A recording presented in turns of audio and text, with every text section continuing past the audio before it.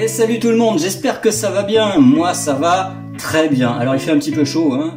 J'ai mis la clim pour pouvoir vous préparer le tuto d'aujourd'hui qui est en réalité un extrait d'un futur cours. Vous avez droit à une avant-première aujourd'hui, un test en quelque sorte, où je vais expliquer cette fois-ci plus en détail que d'habitude et plus lentement que d'habitude comment on dessine quelque chose. C'est pour ça qu'on ne dessinera pas 10 000 choses, on dessinera uniquement un corps humain de profil et qui est équilibré et bien proportionné. Et déjà tout ça c'est déjà un gros programme. J'ai bien besoin que vous me disiez ensuite ce que vous pensez de ce type de tuto. Vous me dites ça en commentaire et ça m'aidera beaucoup pour pouvoir améliorer ma façon de faire et proposer des sortes de masterclass qui puissent plaire au plus grand nombre, qui puissent apprendre le dessin au plus grand nombre. Allez, c'est parti pour le corps humain de profil. Alors, je vais vous expliquer un petit peu. Un personnage de profil, ce qui est compliqué, c'est de faire qu'il ait l'air de bien tenir debout, sans donner l'impression de se casser la figure dans un sens, sans donner l'impression qu'il se casse la figure de l'autre. On va, comme toujours, dans mes tutos, partir d'un bassin. C'est-à-dire que alors, le bassin, je vais vous demander de le représenter de profil un peu comme un rond, une patate, quoi, plus ou moins gros. Là, je l'ai peut-être fait un peu gros, parce qu'en fait, je vais essayer sur l'écran de vous dessiner le personnage en entier sur toute la longueur. Donc, allez, on va dire une patate comme ça. On va dessiner le personnage qui regarde de ce côté-ci, hein, qui regarde par là. Donc la première chose qu'on va faire, c'est qu'on va ici faire un petit trait pour dire, voilà, ça c'est la partie de la fesse, ça c'est la partie du bassin. On va faire aussi un truc ici, on va prendre le milieu, donc au milieu du rond, on va tracer une ligne en haut et en bas. Vous la voyez cette ligne bleue? Ça sera une ligne de construction qui ne servira pas forcément pour le corps, mais qui va nous permettre de créer tout le reste au-dessus et au-dessous. Et là, bah, c'est le reste, c'est quoi? C'est le départ de la jambe. Je vais juste commencer le départ de la jambe pour vous dire, ça part évidemment de là, et ça part aussi de là. Vous voyez? On va maintenant dessiner le genou qui se trouve à peu près par ici. Moi, je dessine le genou, toujours de l'autre côté de la ligne bleue. Donc concrètement, le point de départ là c'est toujours bon, mais ça va faire que la jambe va faire ça.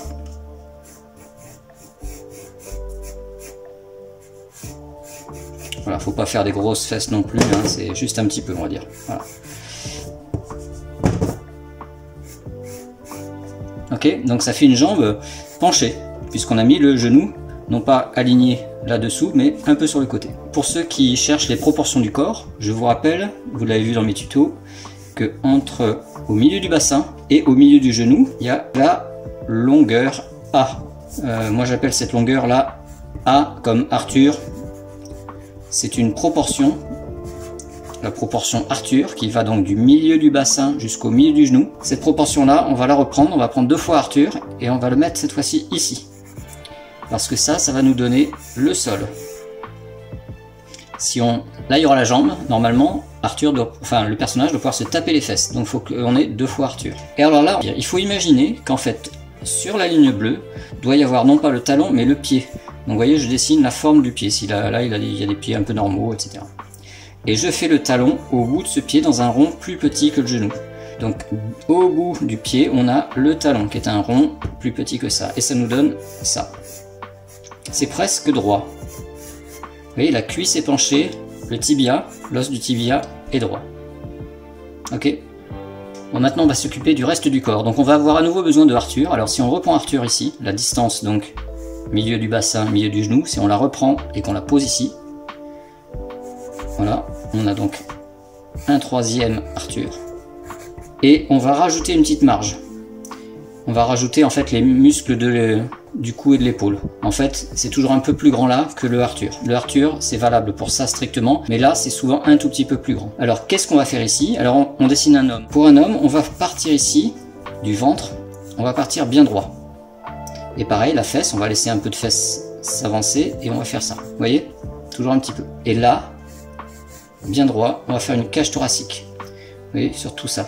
Alors la cage thoracique, ça dépend du garçon ou de l'homme que vous allez dessiner. S'il est très costaud, genre Superman, vous allez faire une grande cage thoracique bien large. Sinon, vous allez faire ça. Vous avez remarqué que la ligne bleue est à peu près au milieu. Hein. Les épaules maintenant. Où est-ce qu'on place les épaules? C'est-à-dire le rond qui fait partir les bras. Eh bien, un peu comme le genou, il part ici. Alors, ça c'est ce qu'on appelle les épaules un peu en arrière. C'est-à-dire c'est des épaules quand on respire bien, quand on est dehors, qu'on est un petit peu fier de soi. Vous voyez, là ça laisse une poitrine bien dégagée pour bien respirer. J'imagine que quelqu'un qui est un peu timide, un peu renfermé, qui est un peu déprimé, on va pouvoir avancer les épaules. Sa cage thoracique va être un peu comprimée.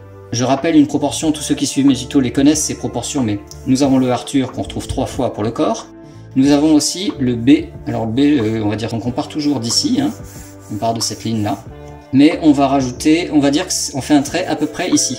Vous savez, entre la cage thoracique, les os des côtes et le bassin. Ici, on a une zone, c'est le B. Donc ça, le B, ça va nous donner la longueur du bras. Hein, on a le Arthur pour le corps et on a le B, la Béatrice, pour le bras. Donc le bras, eh bien, on part de là et on va toujours un peu vers l'arrière. Hein. Vous avez remarqué que les bras ne sont pas droits. Les bras vont un peu vers l'arrière. Et après, on a l'autre bras qui va dans l'autre sens. Vous voyez, on a un côté un peu comme si les bras étaient comme ça. Voilà, le B, il faut le mettre bien au milieu.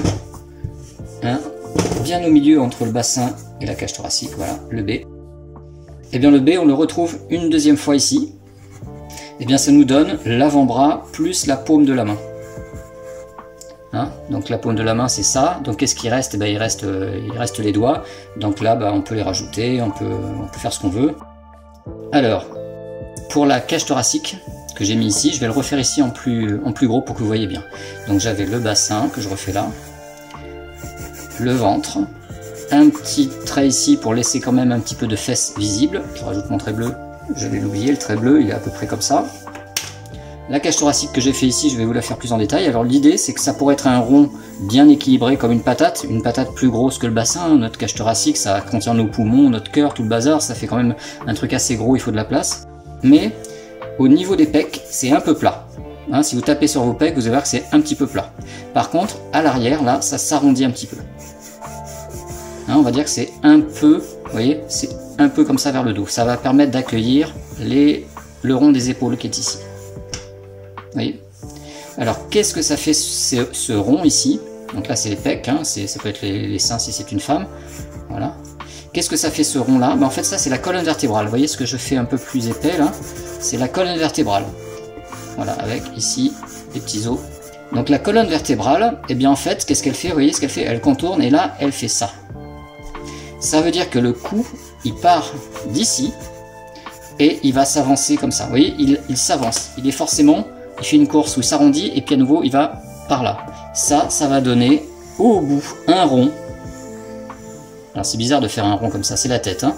C'est une partie de la tête. C'est quoi? C'est le crâne. C'est l'endroit qui contient le cerveau. Et la mâchoire, c'est un truc qui se rajoute comme une ligne. Et puis voilà, on rajoute ça comme un accessoire. Vous voyez, là, il n'y a plus qu'à faire le milieu, l'oreille, etc. Et vous avez vu, j'ai commencé par l'arrière du cou. Parce que c'est facile, c'est la suite de l'arrondi du dos. Ça va dans le même mouvement. Et ça, eh bien, je le fais en dernier. Ça dépend en fait du corps du personnage. Un cou, c'est du muscle. Là, c'est de l'os, mais tout le reste, c'est du muscle. Ça veut dire que si le corps est très musclé, façon Superman, il faut faire un coup avancé. Sinon, vous pouvez faire un coup plus fin. Donc là, je fais exactement ça. Donc un coup dans le prolongement de la colonne vertébrale, le devant en fonction du muscle. Alors le cou, je vous le dis, c'est un peu plus large que le bras. Hein, de toute façon, c'est difficile de se muscler que le cou et pas les bras. Généralement, on se muscle, on est cohérent sur la musculature. Donc on a un cou légèrement plus musclé que les bras. On fait l'arrondi ici. Alors la taille de la tête, honnêtement, vous faites ce que vous voulez. Il n'existe aucune proportion homologuée pour la proportion de la tête. Voilà, donc faites ce que vous voulez et rajoutez la mâchoire que vous voulez.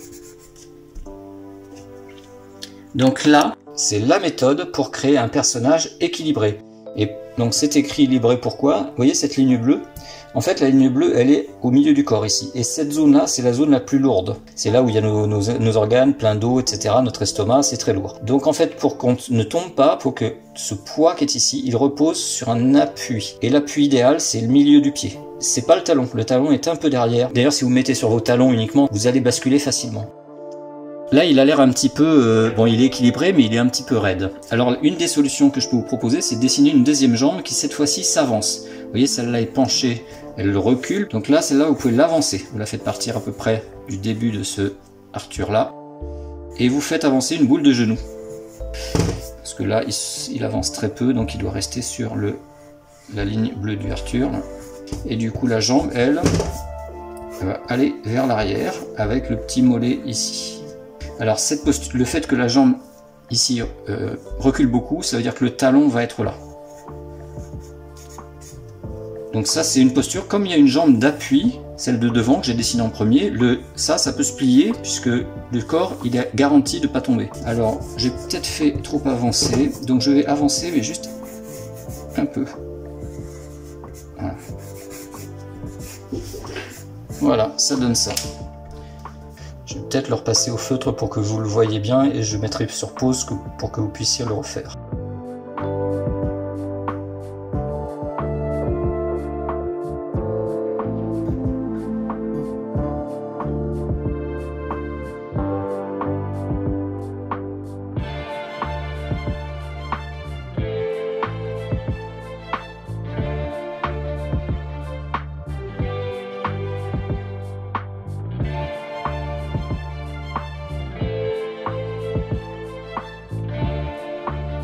Voilà, je viens de décider, on va l'appeler la longueur du bras, le B on va l'appeler Brenda. Tada! Donc n'oubliez pas, une fois que vous avez commencé le rond du bassin, le trait bleu au milieu pour être sûr que votre personnage tienne debout. Nickel! Et voilà, c'est tout pour aujourd'hui. On a quand même vu beaucoup de choses, donc j'espère que ça vous aura aidé. Dites-moi ce que vous pensez de ce type de format, si ça vous a plu. On se retrouve très vite pour une nouvelle vidéo. Ciao!